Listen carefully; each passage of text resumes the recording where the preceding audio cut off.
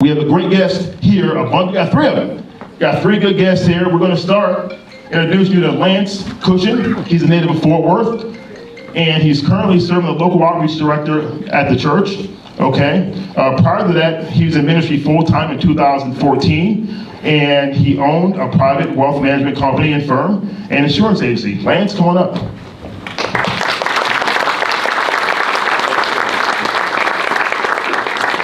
All right, that was a heck of an intro, and thank you guys for being here. My name's Lance Cashion. I'm the local outreach pastor at Christ Chapel, and way over in Fort Worth, which was crazy getting over here in that traffic. So, thank you so much for the hospitality, Benji, Trenton, you guys. Glad you're here. Thanks for your time.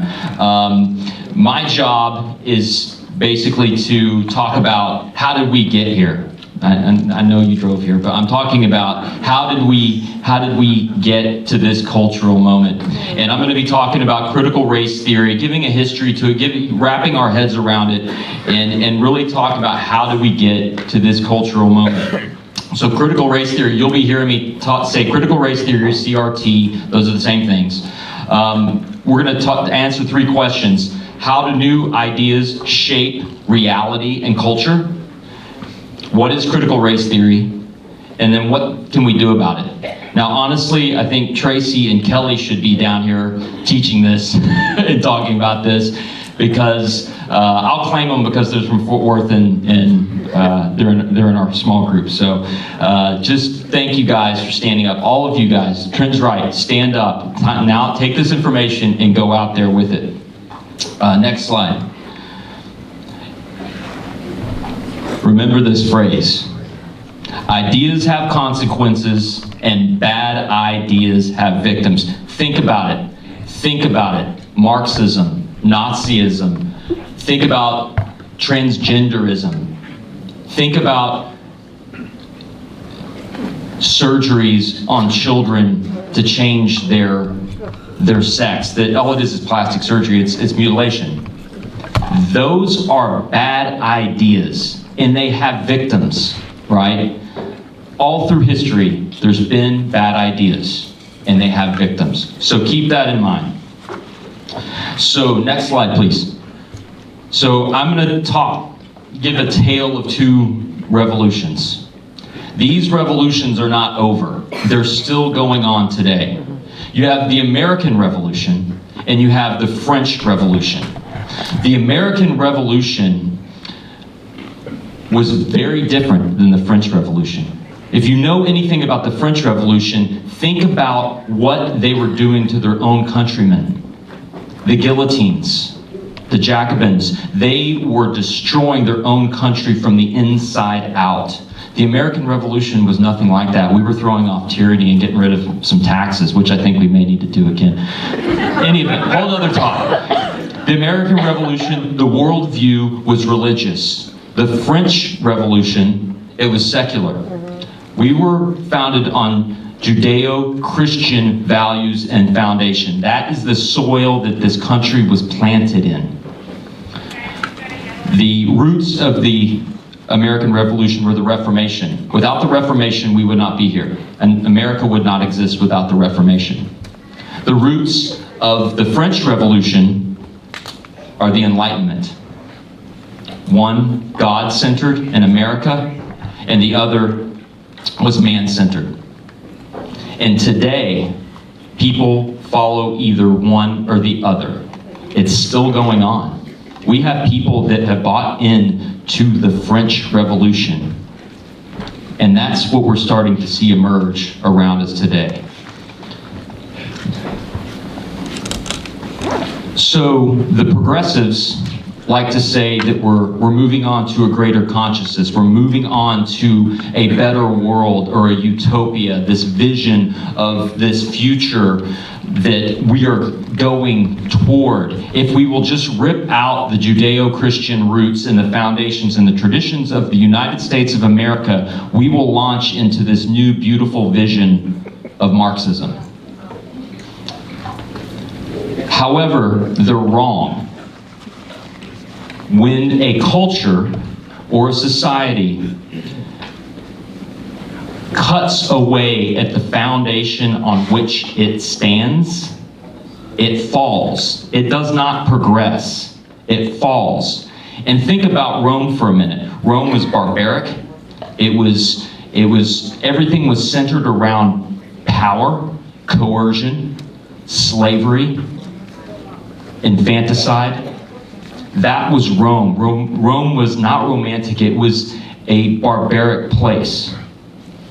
And as we allow this country, the United States of America, to our own people to cut away at our foundations, we will fall back to the former philosophy, which is Rome. And we do not want to go there. So it's little wonder that in the United States, you're seeing power plays more and more, people vying for power. You're seeing coercion, you're seeing corruption, you're seeing slavery again. And they're like, well, we're not seeing slavery again. Yes, you are. United States is the #1 center for human trafficking in the world. Telling me that slavery doesn't exist? Yes, it does. We drive the pornography industry, we drive the sex trafficking industry, labor trafficking industry right here. And in fact, Dallas-Fort Worth is one of the worst places in the country. So you're telling me we're not going back to Rome? Infanticide, abortion. There's governors in our country talking about infanticide. We're going back to Rome, and it's up to us to stop this. Next slide, please. So how ideas shape culture. I'm going to go through this really, really fast because I got limited time. So I want you just to remember these 5 guys. Y'all have heard of them before. So we have Charles Darwin, evolution, survival of the fittest, favored races. Hegel, a philosopher.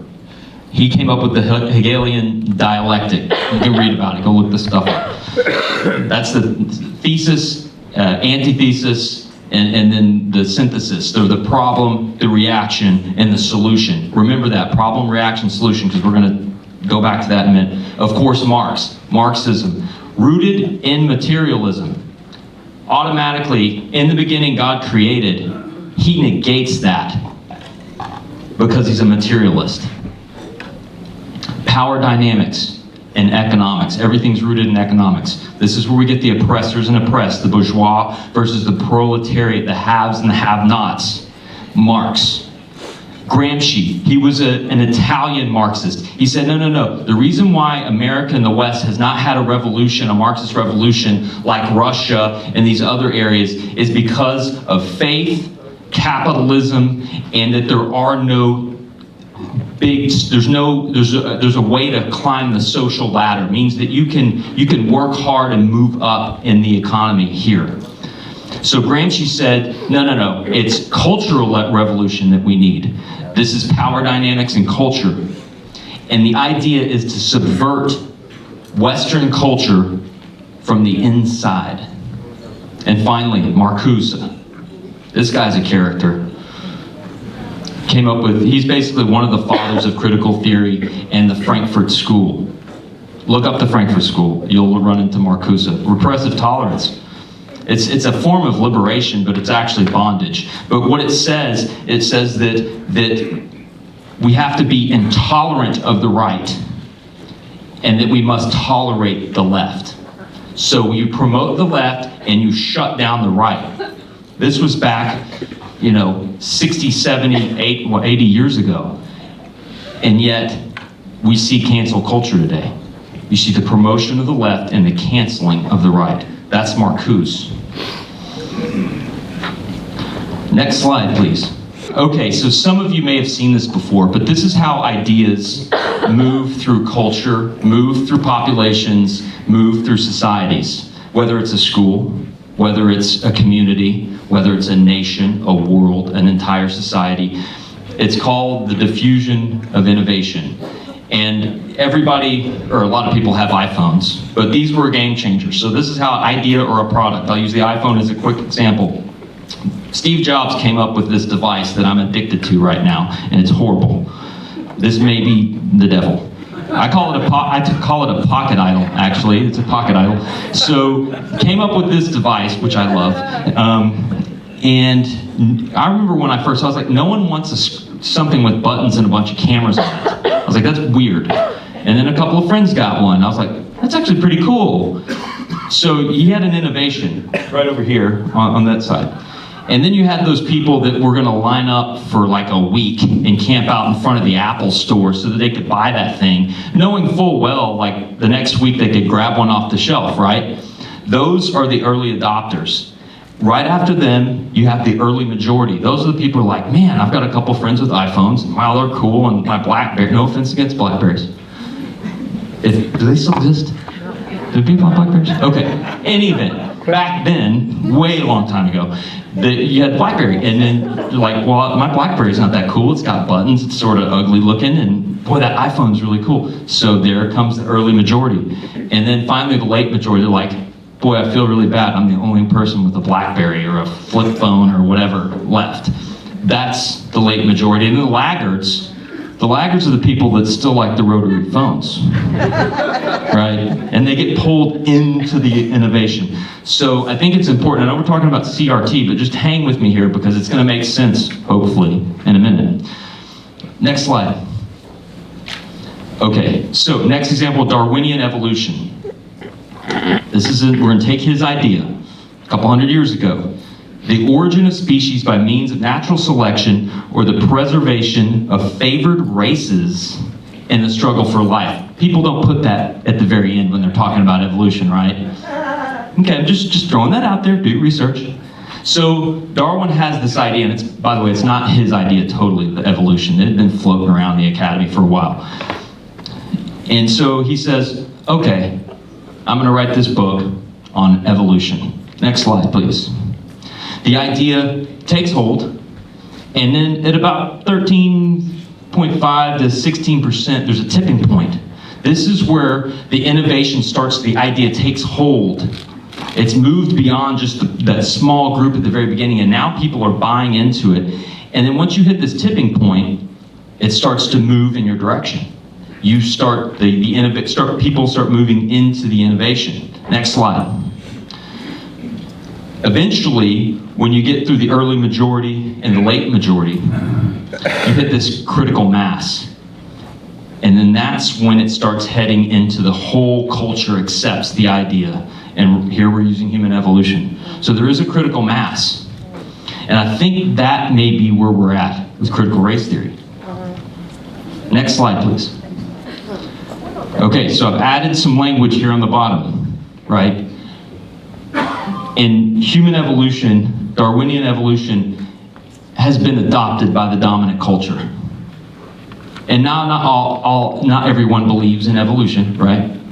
However, find me a school, find me a university, find me a movie studio that is not promoting that or teaching it to our children and to us. We've been immersed in it, we've adopted it as a culture. Where does it start? It starts at the academy. It starts in the music and the arts, and then the elites start to buy into the idea, and then the media starts to push it out, and then the politicians, they're always the late majority. Politics is downstream from culture. This is where the culture begins, in the academy and the arts. Politics is downstream from culture. It's pure power here, for good or for ill. And then they ensconce the idea into law. And then everyone else gets pulled into it. Next slide, please. So, critical race theory. It's somewhere on this continuum. I place it in the late majority because it's being ensconced in law. Okay? And that's serious because it's made its way all the way through the culture over the last 120 years. And we have to fight it. And I'm going to give you a way to fight it. This isn't all bad news, I promise. Okay? Next slide, please. So let's define a few things. Okay, critical race theory identifies systemic problems and uses critique in society and dismantles them. So it uses critique. So it identifies these systemic problems and attempts to dismantle them. It has a presupposition that these problems arise from power structures that oppress. Okay, here we go. Oppressors versus oppressed. We're going back to Marx. The reaction is to dismantle or subvert oppressive structures. Systemic racism.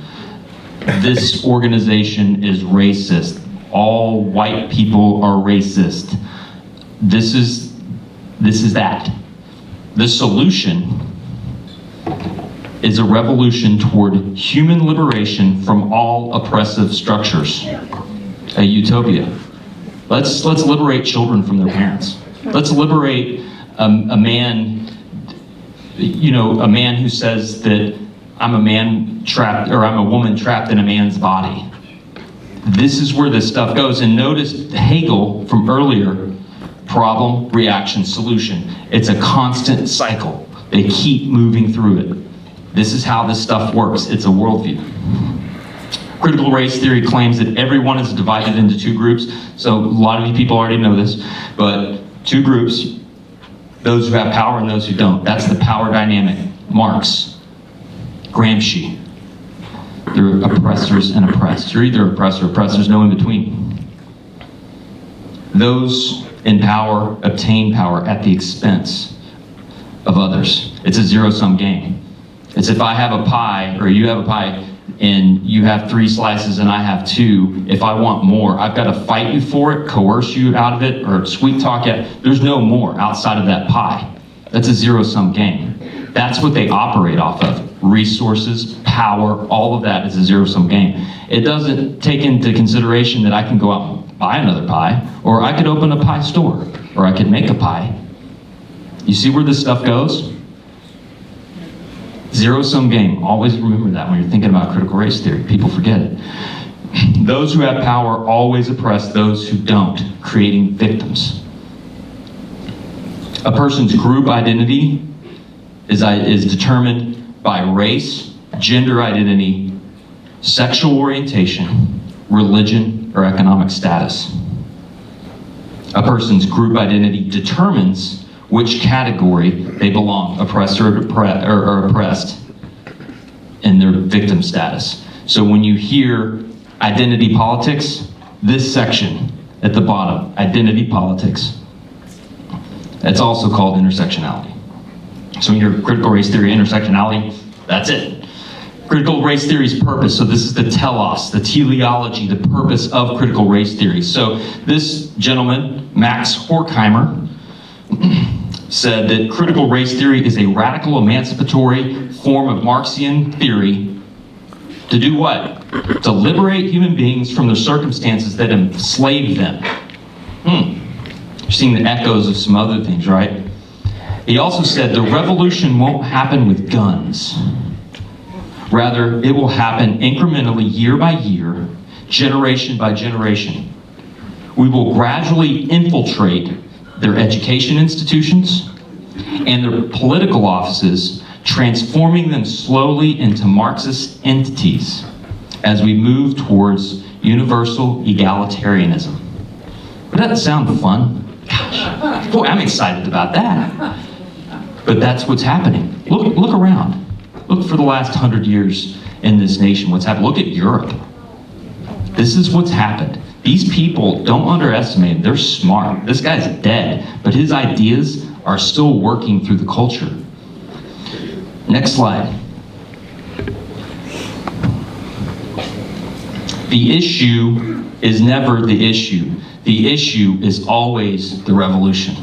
That was an SDS, Student for Democratic Society, from the 1960s, a radical revolutionary, who said that the issue is never the issue. The issue is always the revolution. Think about problem, reaction, solution. Problem, reaction, solution. Problem, reaction, solution. Over and over. That's the dialectic. David Horowitz said, in other words, he quoted this whole thing, in other words, the cause of a political action, whether civil rights, women's rights, is never the real cause. Women, blacks, and other victims are only instruments in a greater cause, which is power.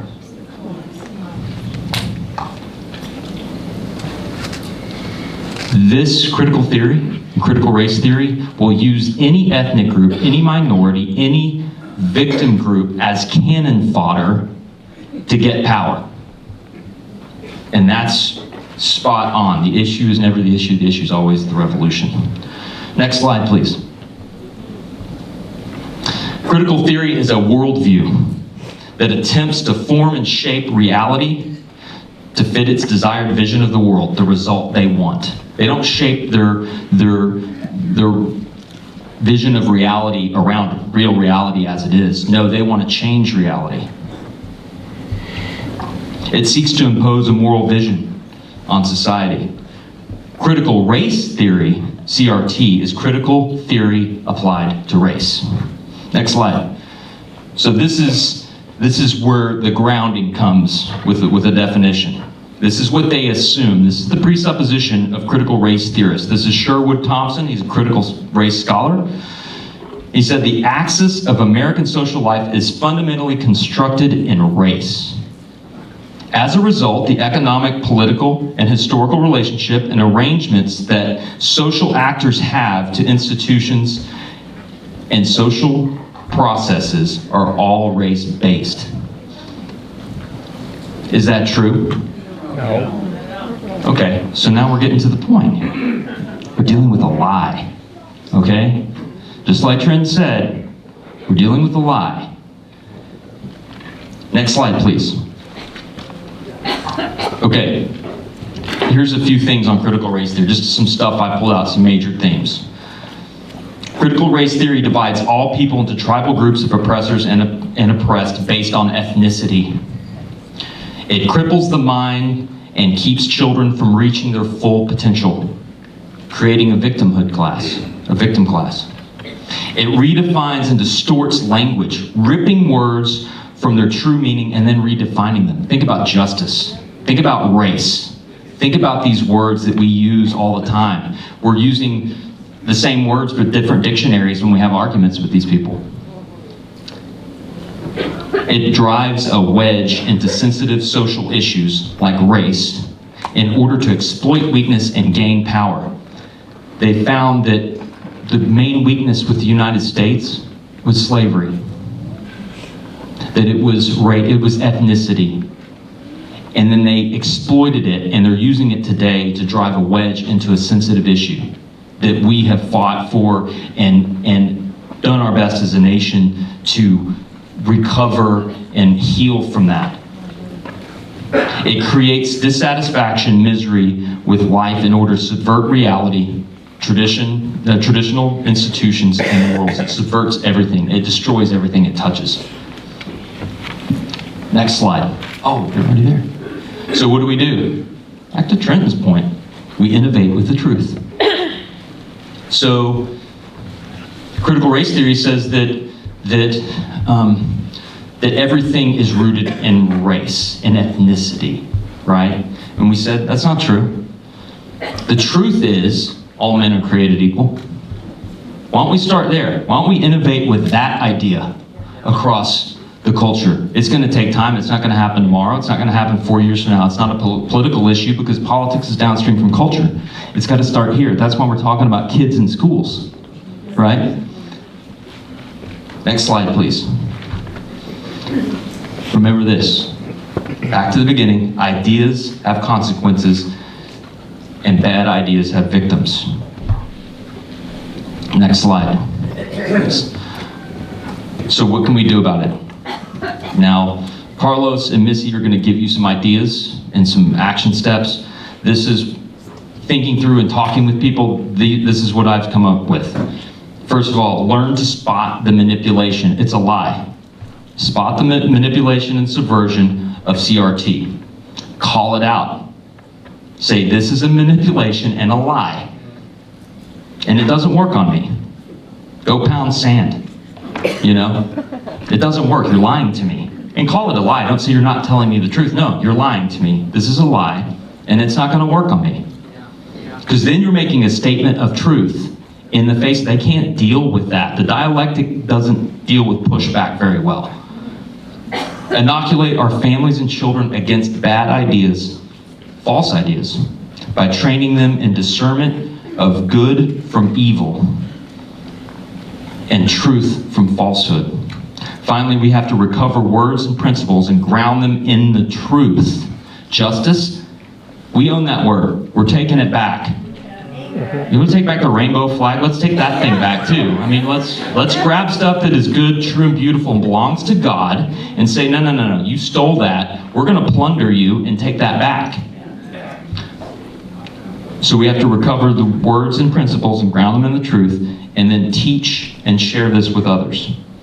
We're on a rescue mission of our children and our culture. Our children are depending on us. Next slide. And I'm done. Okay. If you don't want to connect with me, there's a QR code, not CR code. I'm dyslexic too. So QR code, and that goes directly to a page on critical race theory with some resources for you. And I'm on Instagram, I'm not on Facebook or Twitter for good reason. Thank you guys. Thank you for being here. God bless you. God bless you.